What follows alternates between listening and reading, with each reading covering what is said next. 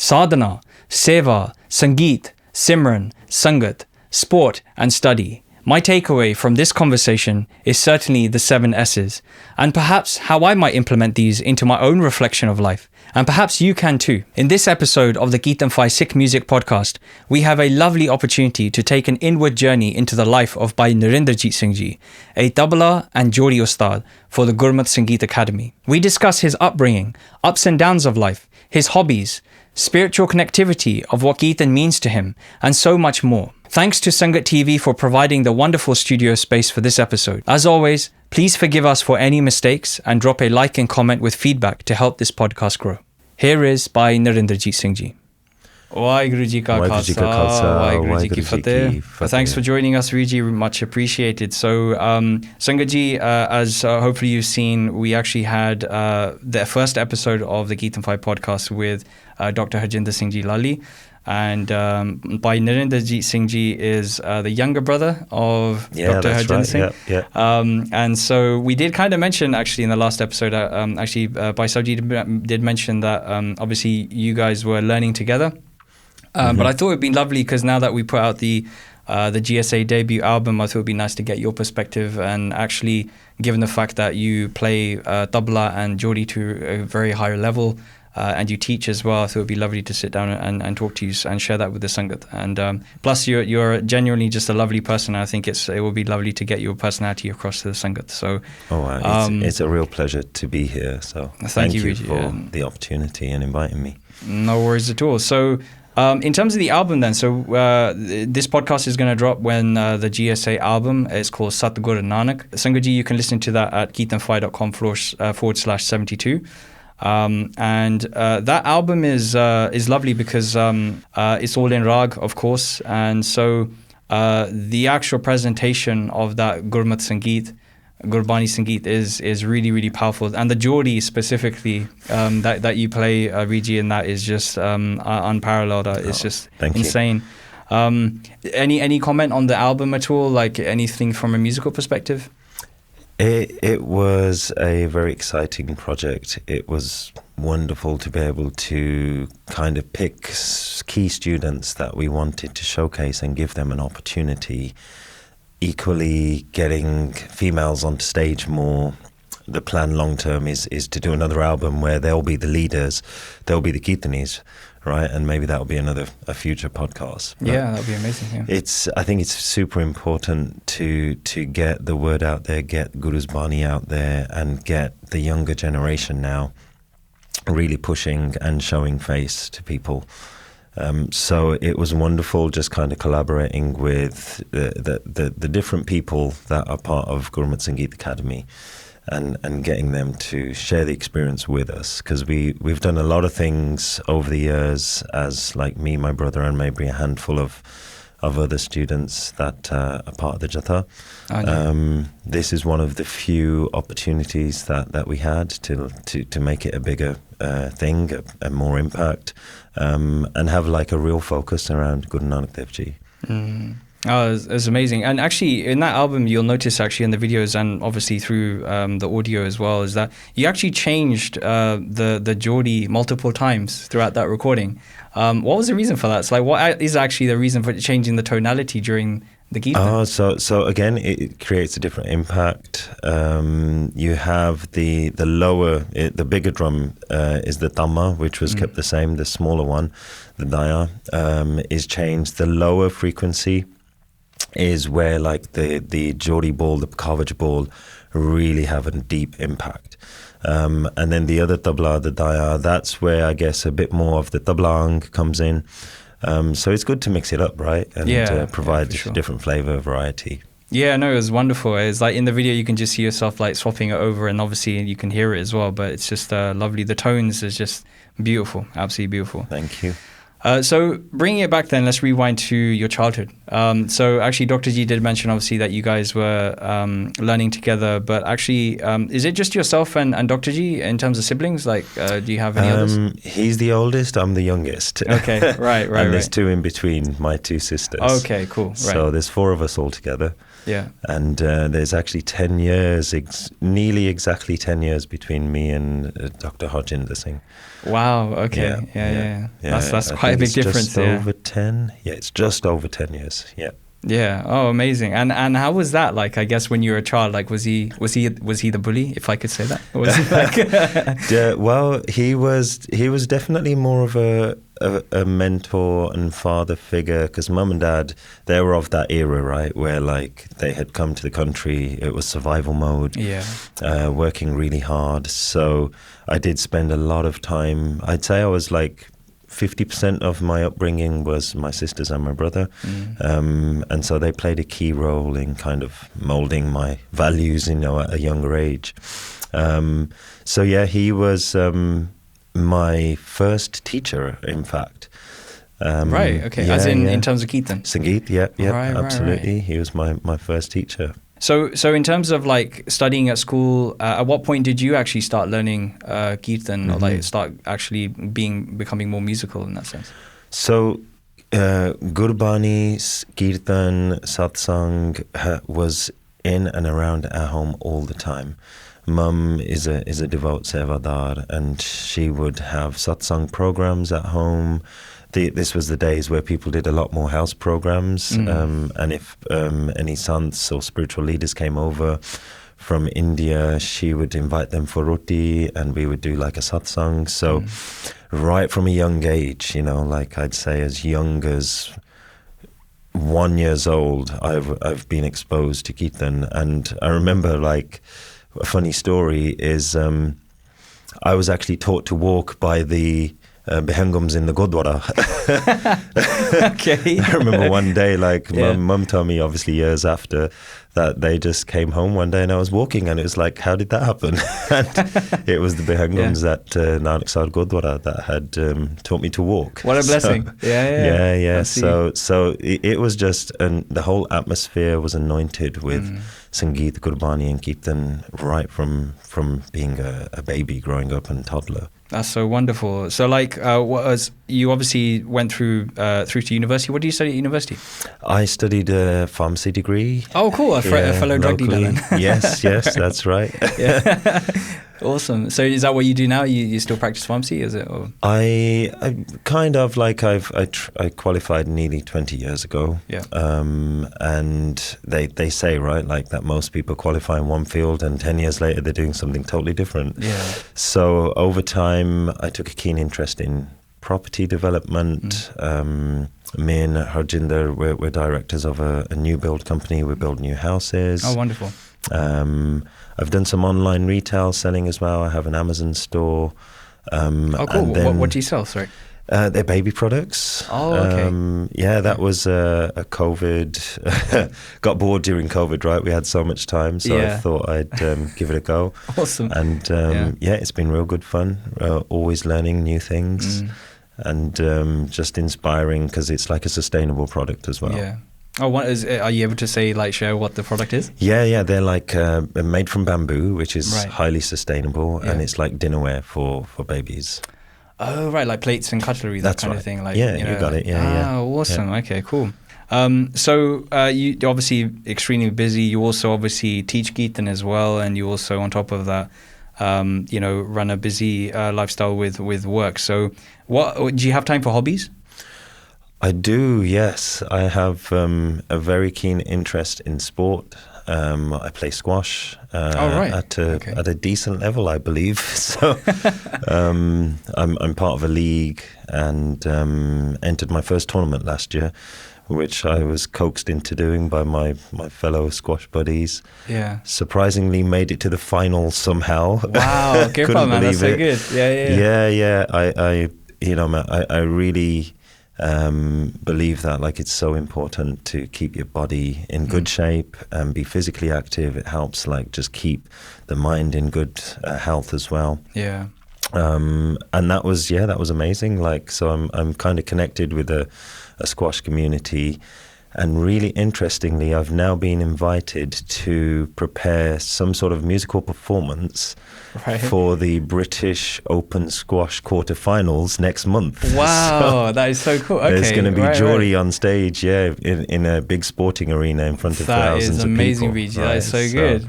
Yep, that's going to be exciting, and I get free tickets to watch the quarterfinal as well. So.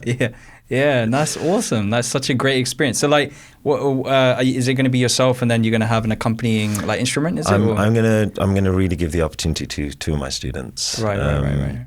Yeah. They need, like I said, we need to create opportunities for them in different ways, and we definitely need to spread the word, right? Like, these instruments we have are so beautiful.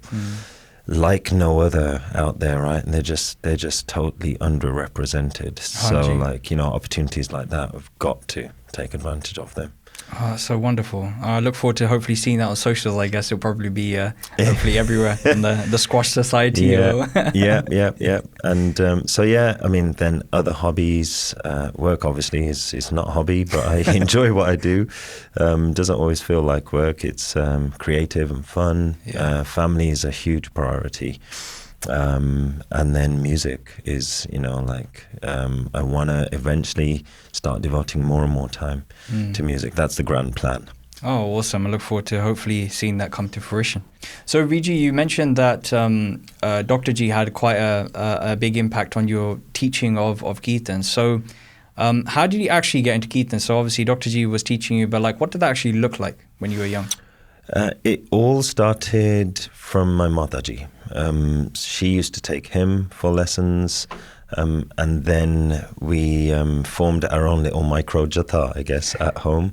Yeah. And my brother needed a tabla player, right? So he learned tabla, he learned Kirtan. We grew up in a traditional Tarna style of Kirtan, which they sing at Nanaksar.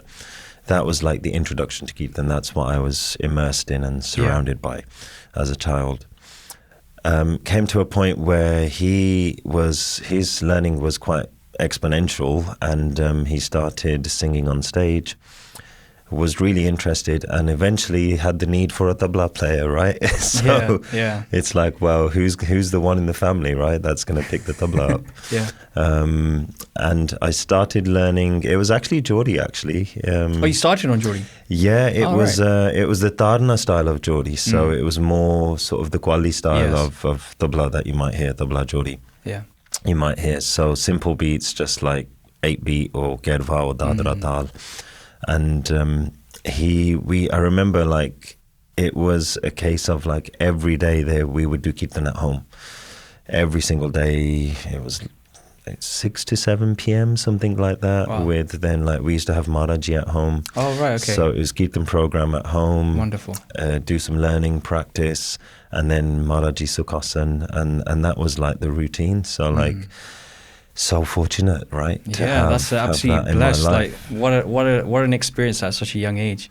Yeah. I think actually, to your point, you said you mentioned before, actually, like before back then, like, I guess I'm probably similar generation, maybe the generation just after you, but like it very much so. Like, I actually do remember, like, from my own childhood, like when there were house programs were the thing. Like, you do Khand Paats at your house, you do Sahaj Paats at your house, you have Kirtan programs at your house, and it is a shame. It feels like it's kind of become more of a Gurdwara destination thing. But yeah, that sounds amazing. So from an Ustad perspective, who actually taught you then the Jori and the tabla subsequently? So there came a point where I guess I took more and more interest in tabla and Jori, and Harjinder then was focusing more on the Saj side of things, because he had there was like a discovery where we didn't even know a lot of these Saj existed. Yeah. Right? We had absolutely no idea. And it was then that Harjinder started to, I think it was in the 90s, early 90s, Harjinder started looking for a teacher.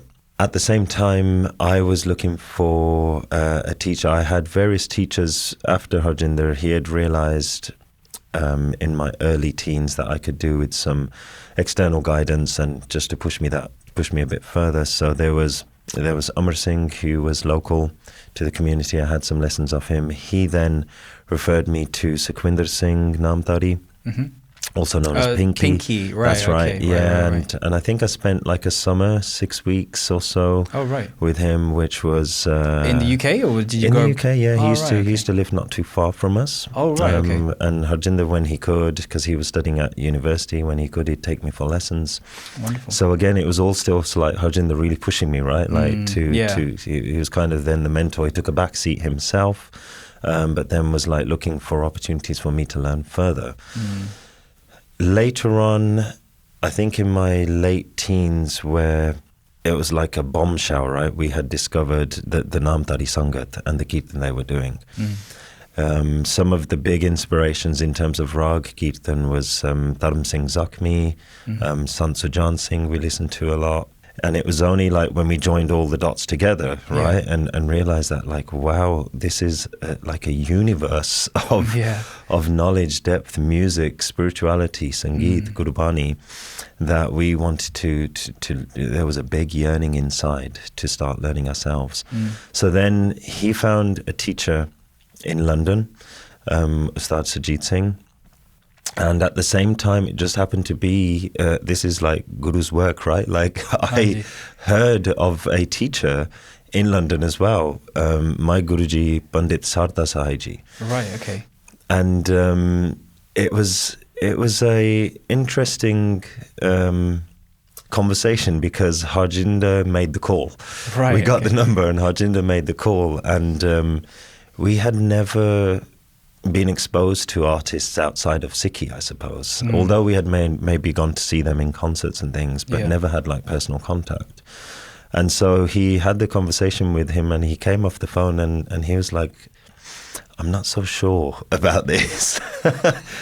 In what way? And just because like Guruji's English was really tutti-frutti, right? Right, like, okay. And so he was just very kind of direct and simple in his talking. So Harjinder was just like, I'm not sure how good he is. We didn't know much about Guruji at all. Right. But I had just heard, and one of my friends, my Gurupai Prithpal, had recently gone to start learning from him. Right. And me and Prithpal used to learn with Sukhwinder Singh at the same time, back in my younger teens. Yeah. So I was just so keen on learning, and Harjinder was going that way anyway to learn. So every Friday we started having lessons in London, Southall. Right, got you. So his Guruji, Ustad Sangeet Singh, was in Southall, and my Guruji, Pandit Sarda Sai, was in Ealing. Right. So we'd travel down together in a car on a Friday, make a day of it, and then I would catch a bus to Guruji's from Ustadji's house. Right. And I was unbelievably so fortunate to have the blessing of Guruji in my life. Wow. What a wonderful angelic being. Like so many things you realize afterwards in hindsight. Although like I totally valued the years I had with him, he's unfortunately passed away in 2011. Sorry to hear. And then just for years afterwards, like the learning continues. Guruji planted some seeds which I believe they're still growing, right? And there's probably ones that haven't even sprouted yet. So he was such a wonderful human being and amazing teacher. What would you say is like the one thing that you've really taken away from Guruji from that perspective? From Guruji, hands down, 100%, it was his love. Right, he was a fireball of love, unbelievable. Even when he used to give me a telling off, it would be with so much pyar and love. It actually felt even worse, right? It would be like, just give me a thappar, right? And then at least I can be angry about something. But he would do it in such a loving way. It would actually go even deeper than like the surface level slap that you might give. Back that in those days. That we all used to, Yeah, and I mean, it doesn't happen now. And it can't happen, obviously, just add that caveat in. We don't advocate beating up children on this podcast. No, absolutely family-friendly podcasting. And even then, it was always in a loving manner. Right? Yeah, of course, But he was just such an angelic being, and I would say like his center, his nucleus was just based around pyar. I agree. Yeah. Wonderful. And I'll be honest with you, Riji, I can actually totally see that represented in your mannerism, like having spoken to you like off camera multiple times, That's all Guruji's blessings. That's in your personality. Blessings and Guruji's blessings. Oh, wonderful. So, if I may say, you're quite unique in that sense, because you don't really see very many tabla players or Jori players who actually sing along when they're actually playing. Now, obviously, it takes quite a lot of practice, I would imagine, to do that. Because obviously you are concentrating on what you're playing, but then also trying to concentrate on the Gurbani. Like, do you have any tips for that? Like, how do you manage to do that? I think I'd like to say our inspiration was actually my mother's spiritual teacher, Baba Miha Singh. Right, okay. From Nanaksar Gurdwara in Coventry. So as well as growing up in the Nanaksar environment in Birmingham, we also spent equal time in Coventry. Right. And Baba Miha Singh was actually a Ragi, but he would play Jori. Oh, yes, yeah. Bhai Sabji was saying about this, yeah. So Baba Miha Singh would lead the Kirtan, but be playing Jori. Yeah. Right? How and then unique, Sangat would follow after. Yeah. And I think that is the inspiration. And my own Guruji was a singer as well, right? Right, okay. He would always forever be singing tunes. And there's a saying, right? There's a singer inside of everybody. Oh, I don't know about that. You haven't heard my singing. Maybe you haven't discovered him yet, but there certainly is. And so that was just, yes, absolutely unique. And there are other amazing examples out there of, there's Jatar Singh and Jeevan Singh. When you hear the Kirtan, you wouldn't believe this. When you hear them, if you didn't see them, it would feel like there's 6 people on stage. It was 2 guys, that was it. Yeah. Right? And it was because the tabla player, the Jori player, we used to be singing full pelt along with the main ragi. And what a mahal, what an atmosphere. And for me, Kirtan is the pradhan, right? Kal Jug mein Kirtan pradhana, Gurmukh chapiyan laitiyana. So why should anyone on stage not be given that opportunity to sing Guru's Bani? There should be no reason. And if it's the highest form of worship, then I totally want to be in that. And I can't help myself. I'm being selfish. I agree, yeah. Right? So I see it as it's my calling. It's super duper important. Not to say that you cannot be participating and equally be part of the journey and blessing without singing. But for me, I couldn't be on a stage and not be singing. It is my bandagi, my worship, my offering to Guru, the Sangat, and to my own soul. Wow, that's so amazing. So, how do you learn vocals then? Was that from Ustadji as well, or? Started off with Harjinder, and then I feel so blessed in my life. We have had 4 teachers, inspirational teachers in my life that stand out. 5. I think we're so lucky to have had those people, and some of them we're still connected with. Hanji. Ustad Surinder Singh Sond, we met when I was around 16, and he lives local in Sutton Coldfield. He is again an undiscovered gem of Raag. Yeah. And so started learning from him actually when we decided that actually we want to take the jatha to another level. We want to really find out what Raag Kirtan is about. So we had the tabla covered, we had Saj covered with Surjit Singh, and then vocal Ustad was Ustad Surinder Singh Sonji. And again, I would go weekly to him and have a lesson from him, and equally just such a wonderful, immense, humble human being that has this universal depth of knowledge. Wow, yeah. That he just shares so openly with. So he was my big inspiration for Raag Kirtan in terms of learning from somebody. So on this journey then, have you learned any other instruments? So you obviously do vocals, you play Jori, tabla, anything else? I started in school actually with the violin. Oh, okay. Right. There was we had seen the violin on stage. Baba Kher Singh from the Nanaksar tradition used to actually play violin. Sant Sujan Singh used to play violin, and these are key ragi that were left a very deep impression and impact in our lives growing up, me and Harjinder. So the violin we had seen, but it's a Western instrument, right? So how bizarre is that we have got this absolutely awesome library of instruments from the East, but the first sarge that we were exposed to outside of harmonium was violin.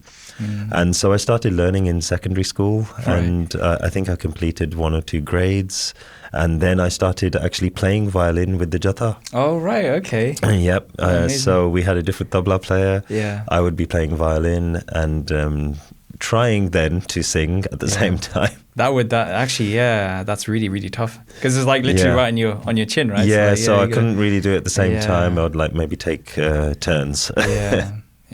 Oh, amazing. Okay, cool. So, and then I guess you obviously stopped that to then prioritize Jori Tabla, right? Yeah, that's right. Yeah. I mentioned Baba Nihal Singh. Hanji. They had said to my mum when they used to come over for satsangs, they used to sit regularly when I was maybe 5 or 6 years old, this is now. They had said to my mum, and this is a key story I think that I hold on to through the times where if there ever is any doubt. Hanji. They had said that like me and Harjinder have been doing Kirtan for generations and lifetimes. Wow. Yeah. So there's something, right, that is embedded in my DNA, which I cannot let go of this no matter what.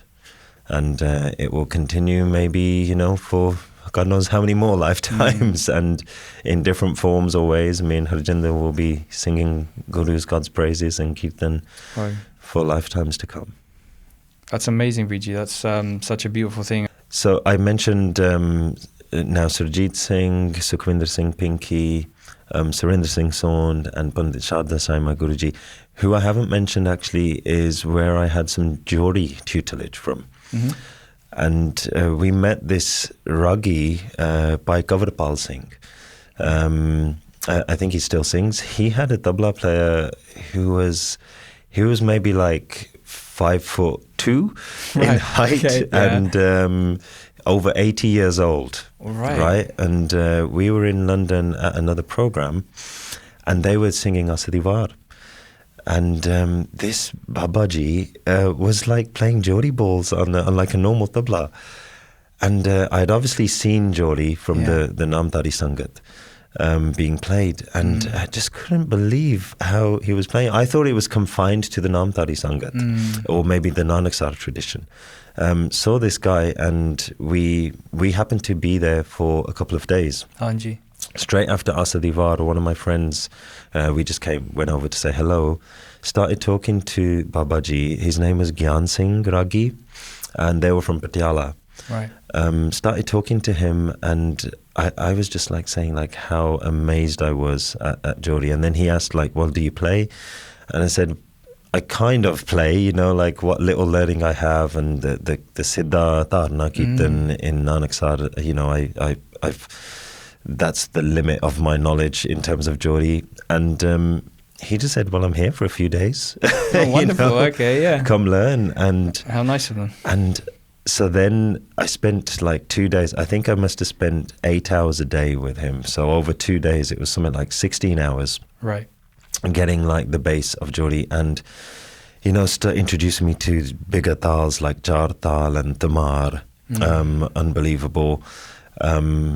Then he happened to also be coming to Birmingham. We had planned then to have some lessons with him in Birmingham.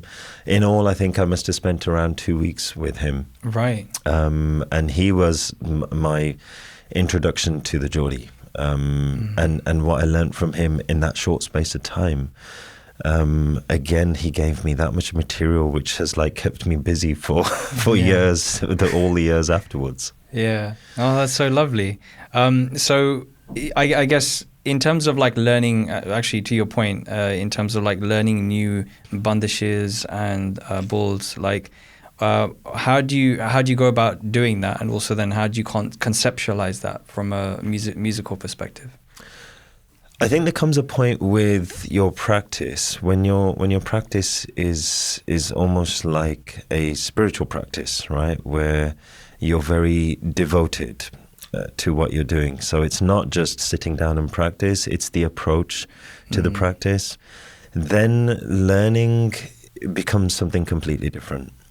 So I don't actively sit down and study the notes of a bandish. I can just through my ears hear it, and within a couple of cycles I've picked it up. Yeah.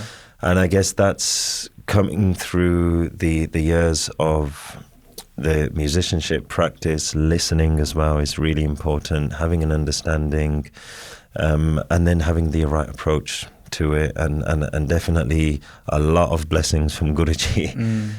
So the traditional way would be to have a system of learning, where you may have learnt a notation system, or the oral tradition of Hindustani Sangeet is that like everything is passed down orally. And the good thing with that approach is that then learning does actually become, it's a hard approach initially, because you have to kind of commit a lot of things to memory, and you're relying on other senses. Right? You're relying on your ears more than your eyes. Sure. But what happens then over time is that picking new things up, new concepts is so much easier. You're not relying upon, seeing it down on a piece of paper. You're involving more of your senses with your learning. So when you were learning tabla, and obviously even now, like, is there any examples that you can give of like what you potentially struggled with, and actually how you overcame that struggle when you were trying to learn? I was definitely a very internalized person growing up. My friends have told me this. So I would kind of really hold things in and not fully express myself. Right. And that's something I've really had to work on, right? And becoming more free and open. Yeah. Guruji was the key, Pandit Sarda Sai Ji, into that. He told, like I said, because of his loving approach, he just made me realize that, like, it's okay. Like, it's okay to feel things. It's okay to express things. And I was very fortunate to have some wonderful Guru Bhais, Pritpal Singh and Bhupinder Singh Jaggar from Leeds, who we were just like a family, right? Like, it's amazing how Guru arranges the chessboard, right? To like make sure that you're in the strongest position possible and that you're supported. So my Guruji's blessings and Waheguru's blessings have really helped me kind of come out of my shell in that respect. I think what kind of drove that was also in just before starting A-levels, I picked up an illness, ulcerative colitis. Oh God, okay. Which back then, not much was known about it. Hanji. And so I felt very isolated. Spent more or less the whole second year of my A-levels in a hospital bed. Wow, yeah. And coming out of that experience, I was like a vegetable, because it really knocked me for 6. I was pumped full of steroids for over 12 months. Yeah. They just didn't know what to do with me because they didn't know much about it. It's understood very well now, over the last 20 years. But back then, to go through something like that in a time of like where your hormones are all over the place anyway, right? As a teenager, I can imagine. It really kind of messed my psyche up, right? So came out of hospital, and I remember like having to take a year out before university and spending more or less 16 hours a day in bed. And then the 8 hours I was awake, I was just kind of like on a couch, right? So literally like a vegetable. But the one thing I had through that period was Kirtan, right? Yeah. So like I was listening to Dharam Singh Zakhmi again and again and again. Like I must have every single one of these shabds, bandishes, I've probably heard over 1,000 times in my lifetime. So Dharam Singh Zakhmi, the Namdari Sampradaya, Sant Sujan Singh, they were part of the process of my healing, right? Healing me psychologically so that I just had the confidence to get back out there. What at the same time I was doing, I started a Sahaj Path. So my Mataji would sit with me every day, and she would actually bring to the hospital the sentia, and I would be like sitting in a hospital bed and committed to like completing a Sahaj Path. This is the power of Guruji. Like the day I finished my Sej Path, I was discharged from hospital. I finished my Sej Path sitting in a hospital bed. Right? And we did the Ardas in like, I was in a private confined room. Yeah. Mum did the Ardas with me in the hospital bed. I was discharged that day, and I've never been back to hospital since. Right? So the really... although that it was an extremely challenging time, it was Bani and Kirtan, right, that got me through it. So I never let go, right? Yeah, no, 100%. I mean, especially if you go through an experience like that, but then also just that faith and Danne Mataji, they really put that effort in. So like parents, they say your first guru, right? And what an example my parents have been in my life.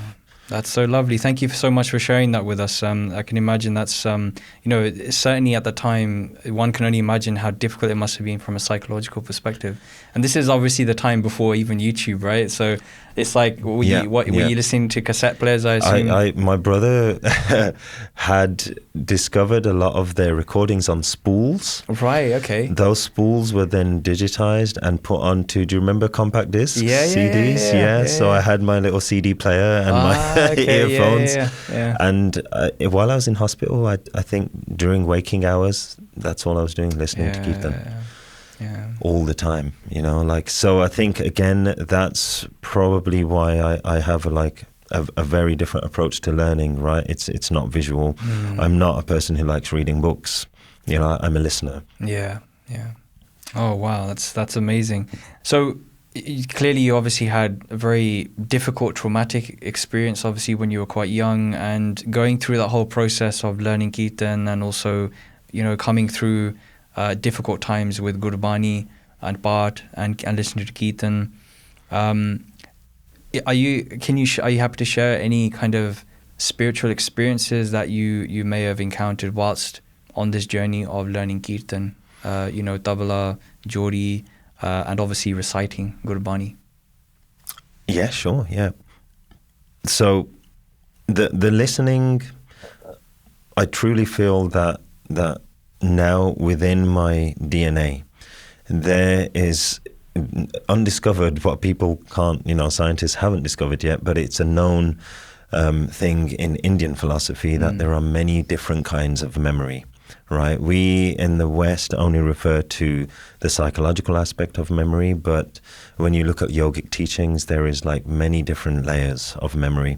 Anji.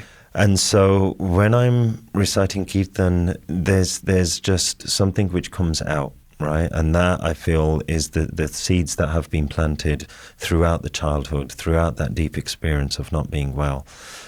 So as soon as I start singing a note, I'm like instantly there's a new connection made.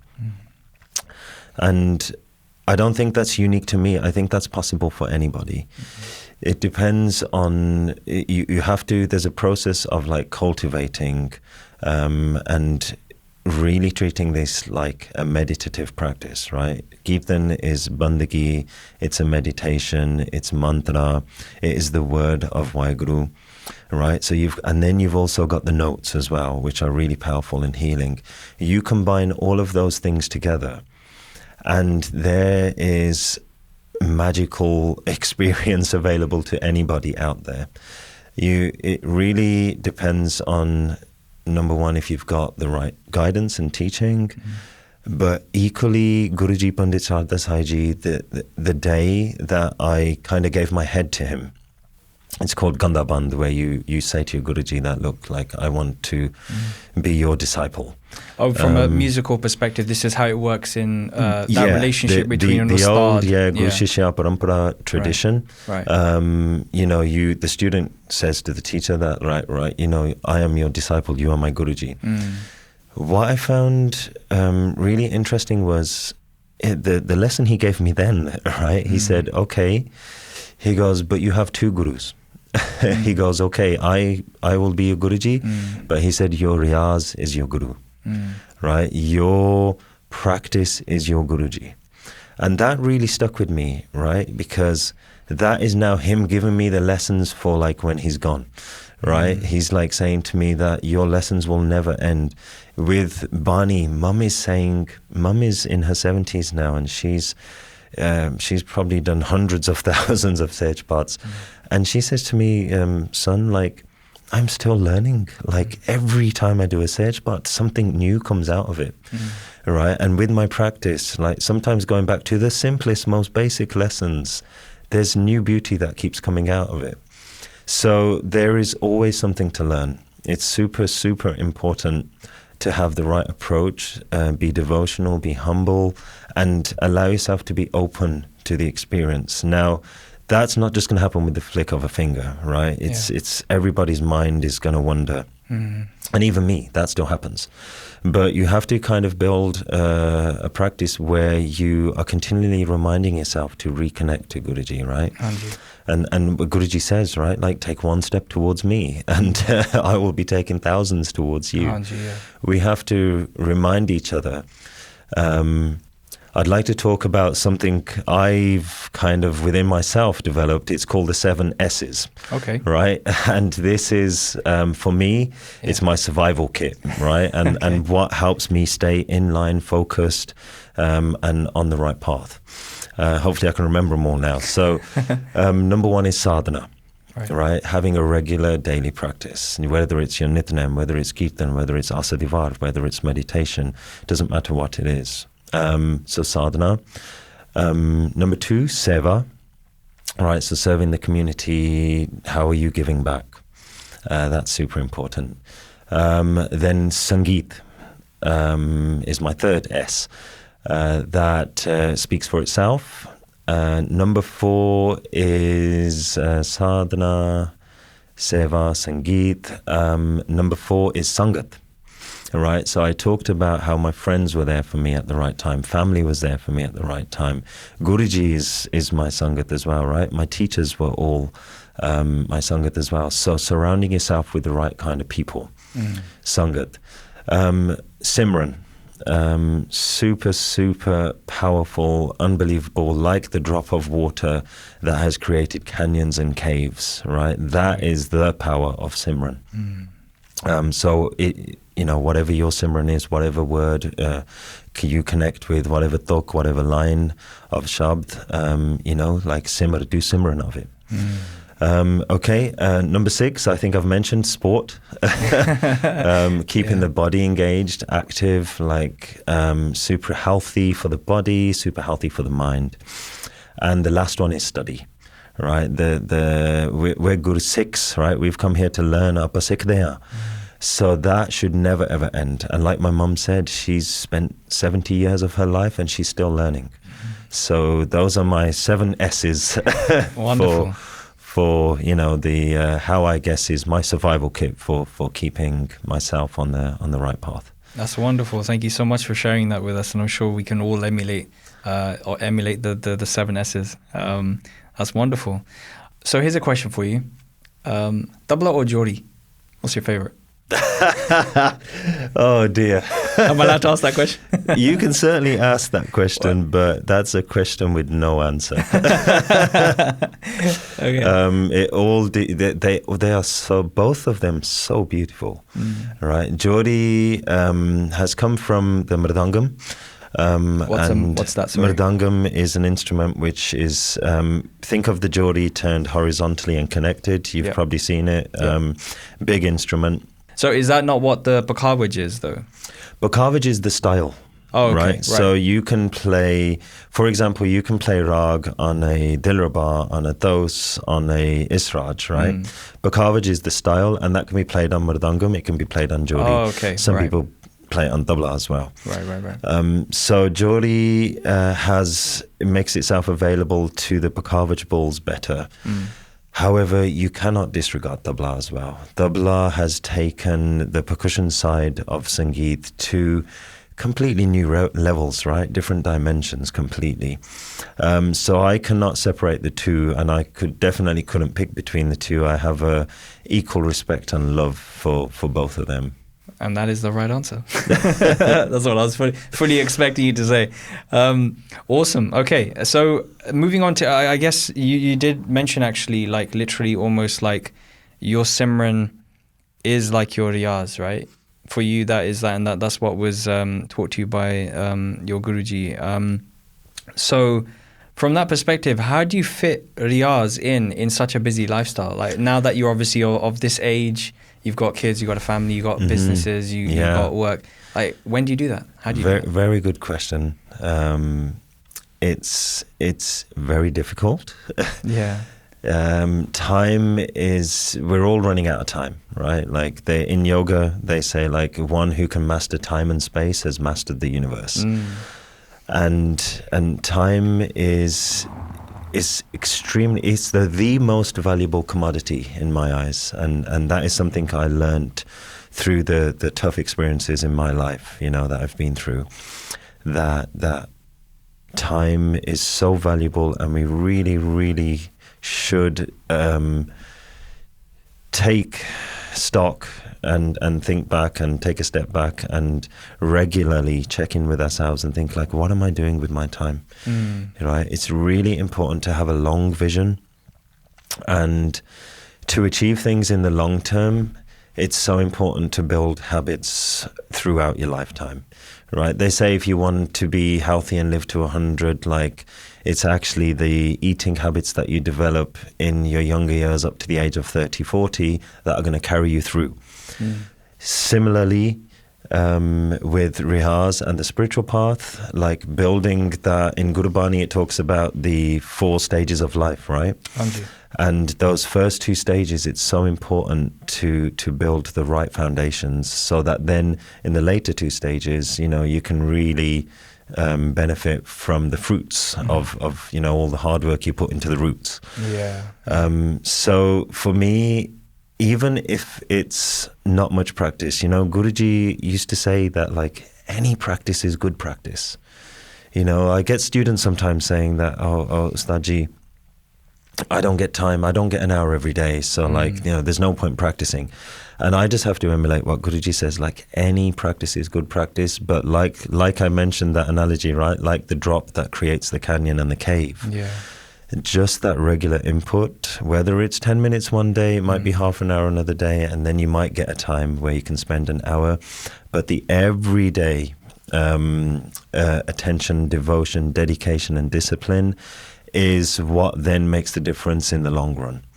So there might be times where I can't do, you know, much practice with the busy stuff and everything, the hustle and bustle of life. But I always will. There's rarely a day where I won't be practicing. In some way or another. That's wonderful. And I guess you probably have a good opportunity to kind of mentally revise, because you also teach as well, right, through GSA. Gurmat Sangeet Academy. Teaching is supremely important, I think. Like if you want to, it's part of being a practitioner.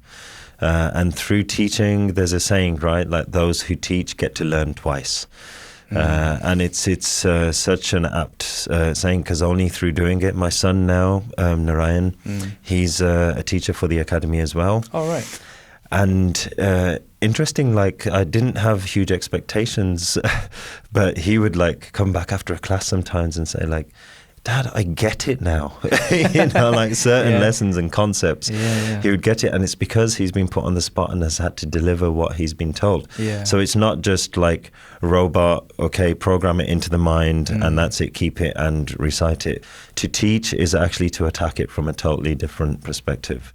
And it builds then that knowledge and deepens the experience. Wow, that's a really, that's very insightful. So do you have a favorite Raag and a composition? Something that's always going through my mind is Raag Jaijavanti. And I think it's because that's the one that my Guruji used to sing so much, right? I'd be at his house practicing tabla with Pandit Sarda Sai ji, and like he would be keeping lera for me by singing. And so like that is just like, you know, you just have these memories that are so deeply ingrained. It's almost like my daughter, right? Like she'll sing Jingle Bells in April, right? Because she's heard it for the whole month of December. I heard Jajavanti so much around Guruji that like it's just, it's always there. It's almost like call it my life Raag if you want. Right. Well, what's the emotion of Raag Jajavanti then? Jajavanti is very peaceful, very intimate, definitely has a romanticism and love about it, and that is Guruji actually. So interesting now that I think of it actually. I was going to say totally it's like Guruji. literally like he's literally, that's his like Simran, right? And it's very awe-inspiring and devotional as well. Oh, wonderful. And from a composition perspective, like is there any specific bol or composition bandish that you specifically like really enjoy? I wouldn't say that there's too many to choose from, right? Like they're all so good in different ways, and a lot of compositions are like an ardas as well, right? So even in the tabla world, in the Jori world, compositions, they're like shabds also. So there is so much to choose from.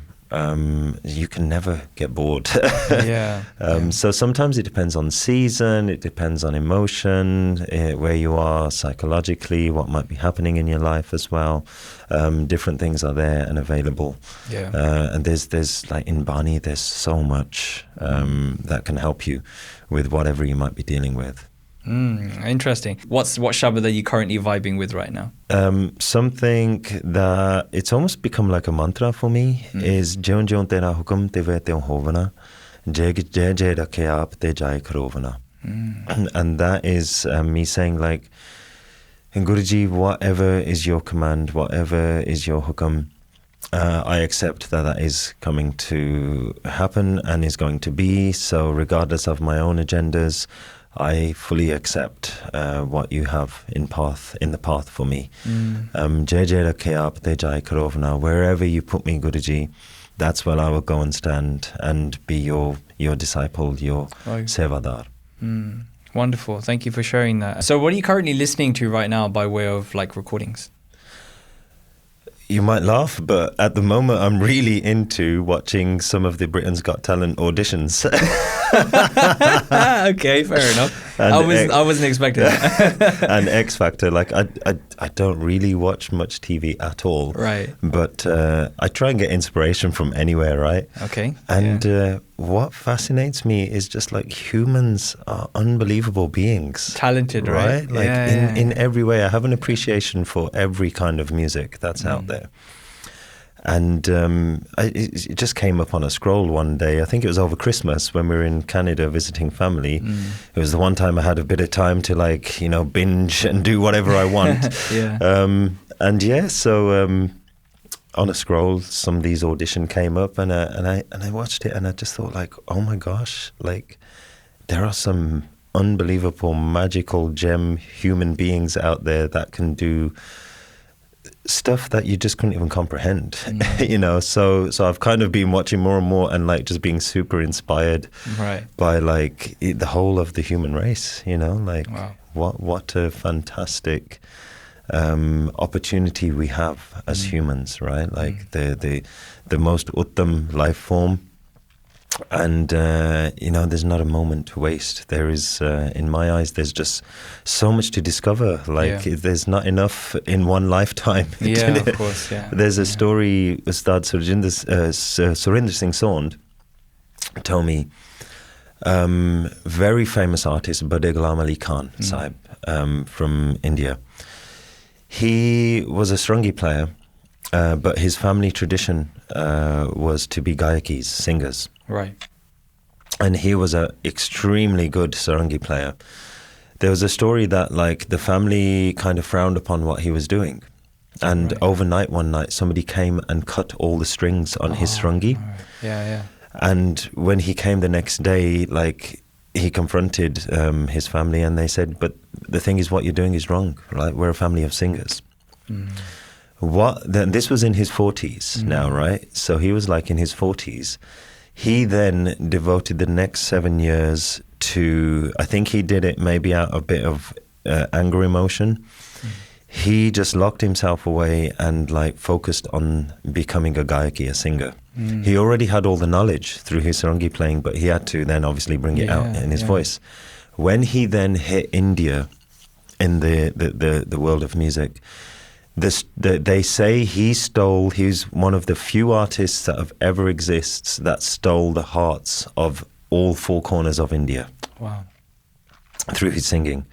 In one of his interviews, the interviewer said, like, Bade Khan Sahib, you've achieved so much in your lifetime. Like, you know, what more is there to do? You know, like nobody else can do what you've done.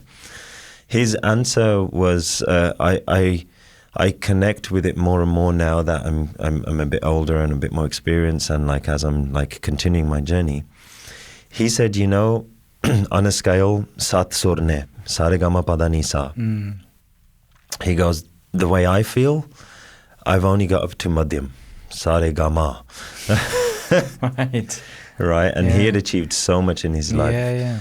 So there is, like I said, like there is just so much out there to be discovered, and still so much undiscovered.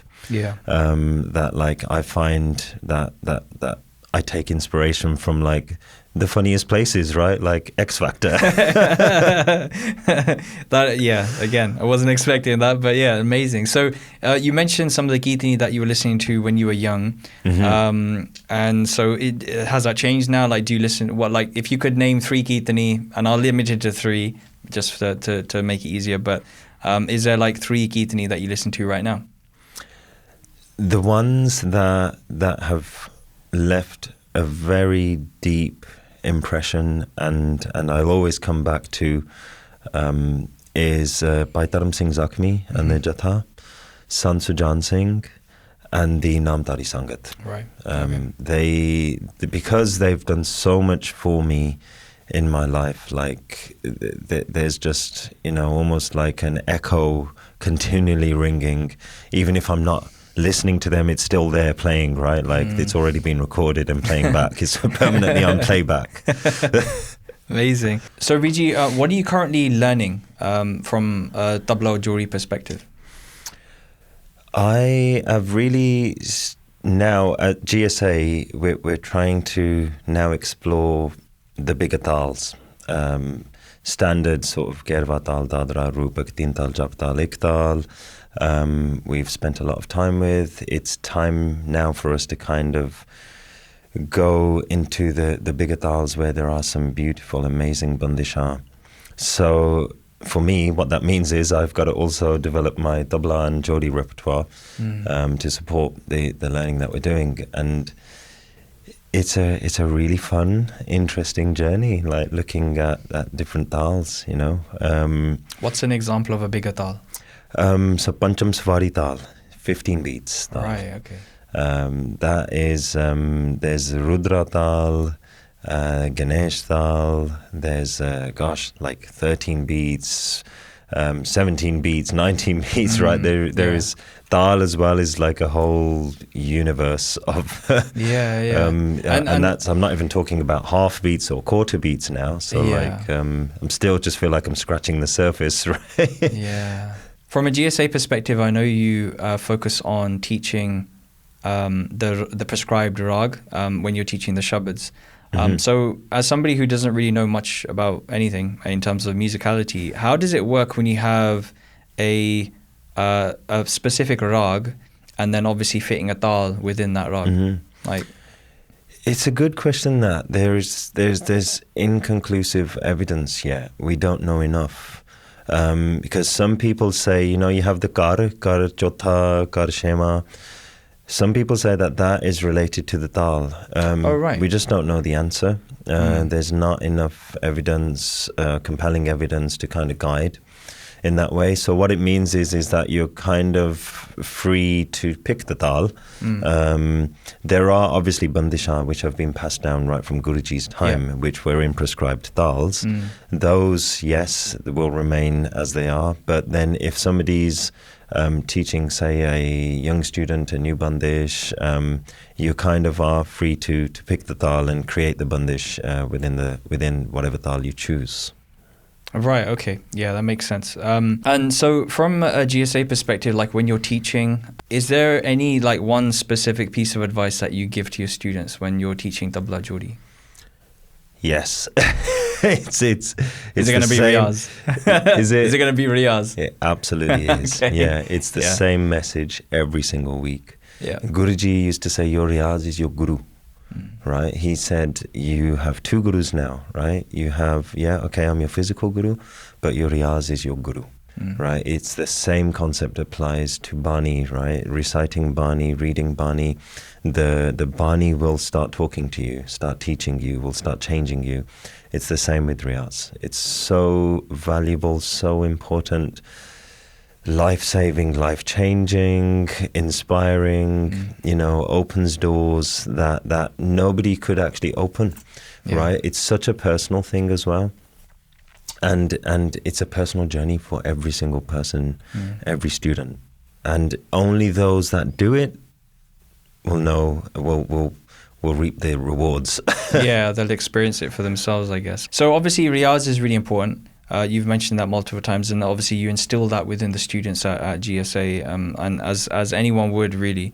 But from a different perspective, if you could look back on your younger self, what advice would you give now, given that obviously you're middle-aged, and is there anything from your experience that you would give now to your younger self? Yes, yeah. I think a big thing that people can do is always kind of look back and think, oh, if only this, if only that, right? Or I wish I had the time then, I wish this and that. This is something that I actually learned from a Christian teacher, Joel Osteen, because I do study like lots of different scriptures and dharms as well, like there is so much to learn. Yeah, 100%. Yeah. Guruji was a pandit, and in some ways he taught me so much about Sikhi.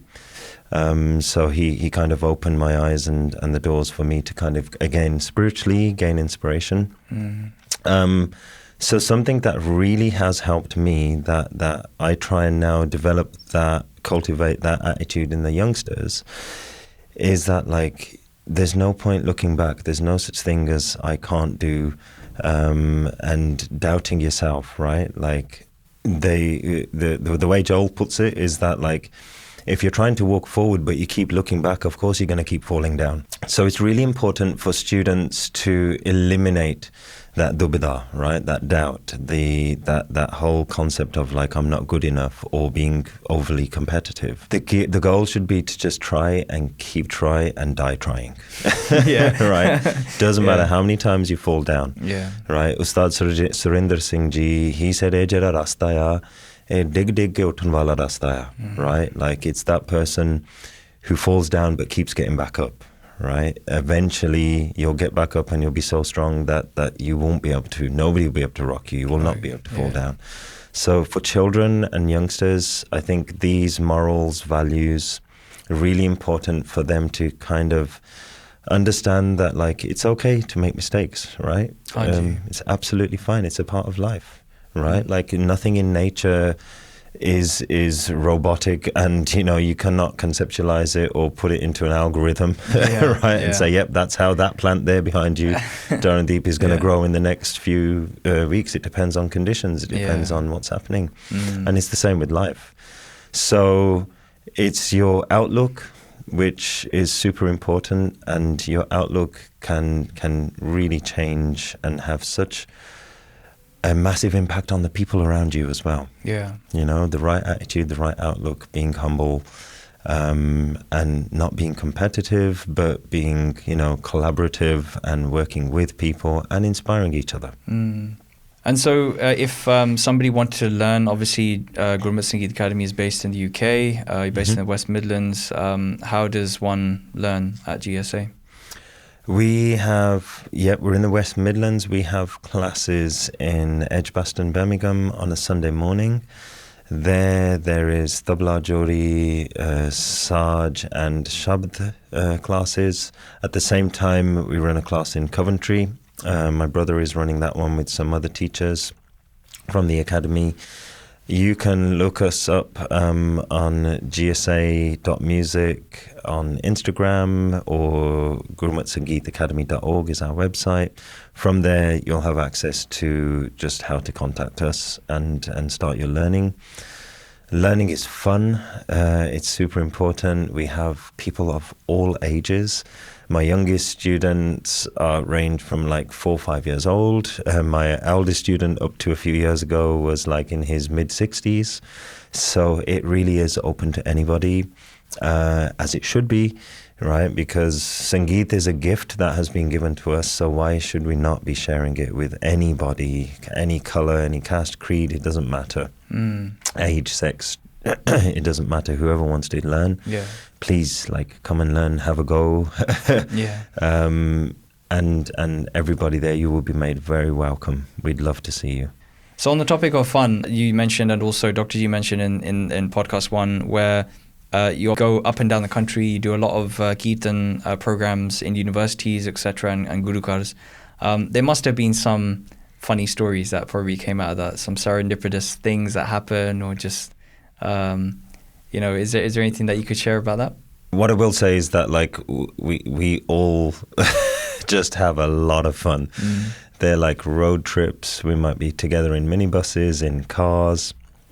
It's so important, laughter is, like, in opening up like a human being to actually have a deeper experience. Laughter is extremely powerful.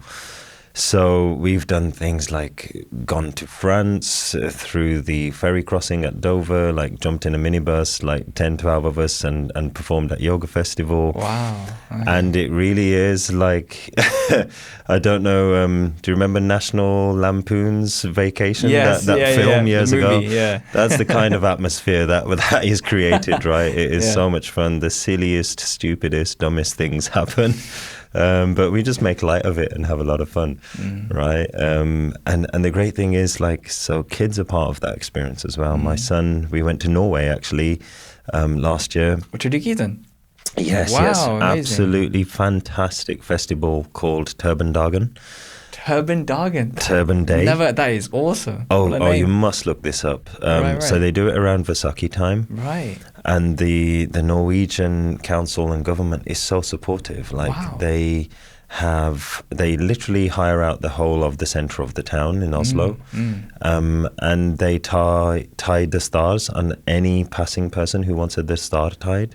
So the Norwegian people, there's probably 5,000-10,000 Norwegians, native Norwegians, who are like strolling around in different multicolored stars, right? So and random. so we were awesome. invited to do Kirtan there. And that was a hell of a lot of fun. Just the whole journey, right? Like getting your Sarge onto a plane and children helping out, booking an Airbnb and staying in an Airbnb, having fun and games, right, during free time, but also, like, again, making sure we get that practice in. Get the Riaaz in, That's super important. So even in classes, like, I make them fun. It's important to be, just for kids to enjoy the experience, or anybody to enjoy the experience so they want to come back. We're all about fun, and it's hard to pin down a specific experience. I think what I'll say is you come to our classes and you'll see and experience the environment that we like to for people to be involved in. Awesome. Thank you, VG. And so one thing that I've been asking the Kirtanis that I've been fortunate enough to have a podcast with is if you could ask a question to the next podcast guest that you don't know who they are, I don't even know who they are. What would it be? Okay. It could be anything. It could be musical. It could be just generally. Right. Okay. Yeah. Like from a fellow Kirtani to another Kirtani, what would you ask them? I've got some. I'd be interested to hear the answer of this as well. The question is, why music? Okay. Interesting. Yeah. Why not art? Why not literature? Why not dance? Like, why music? Okay, interesting question. I'll try and fit that in. I'm not sure who the next guest will be, but if it's like a Huzuri Ragi or something, that'll be it'll be an interesting question to ask them. Yeah, I mean, I've got my own feelings around it and emotions, but I'm just interested, like what other people think. Yeah, no, I appreciate that. And actually, coming on to that point, the question that was for you, which was by Bhai Narinderjit Singh in episode 2, was how they were interested to understand how the next Kirtani did Riaaz, and I think we've certainly covered that to some level of depth. I think so. Yeah. So last point then, VG, is what's your words of wisdom? What can you share with the Sangat in terms of just anything that you'd like to say and communicate? Okay. Yeah, here we go. Sadna. Oh, the 7 S's. You got it. Yeah. Seva. Yeah. Sangeet. Simran. Sangat. Sport. And study. Thank you very much for your time, Viji. I really appreciate it. And Sangatji, if you have any questions or if you would like to hear anything more from Viji and potentially a next podcast, please drop your comments below. Thank you, Viji. Waheguru Ji Ka Khalsa, Waheguru Ji Ki Fateh. I've had the most interesting week. Yeah? I got ready this morning, my wife was like, what's going on in the Star? You're normally on the building site in a podcast. And I said, I've got that podcast today. And she was like, you've had the most interesting week in the world. On when was it? On Tuesday? Yeah. England squash are looking for the new face of England squash. Right. Okay. And so like I was invited to a photo shoot. Amazing! Oh my God, no way. Yeah. So like, dude, you're making strides, man. Seriously. And so like there was that. Then there was this concert, and now this. And my wife's like, that's like the most interesting week ever. Yeah, that's amazing. Awesome, man. So I was like, there in my squash kit, and this guy was like, right now, do a deep lunge, smile, Like. I look forward to hopefully seeing that come through. I mean, it'd be amazing if they did, right? Well, they were. I think they're really pushing the diversity and stuff. Yeah. So there was. Well, you hit both. You hit the color and the religion one. Yeah. So good for the ECG score, wherever it's called ESG score. Yeah. There was no other saying. I saw the list of all the people coming. Yeah. And was it quite a lengthy list? Hopefully, it wasn't that long actually. Oh, so okay. again, hopefully you got a good chance. Yeah. It'd be wicked, man. That's so good. Okay, cool. So I was just rearranging the question, so I put a separate section.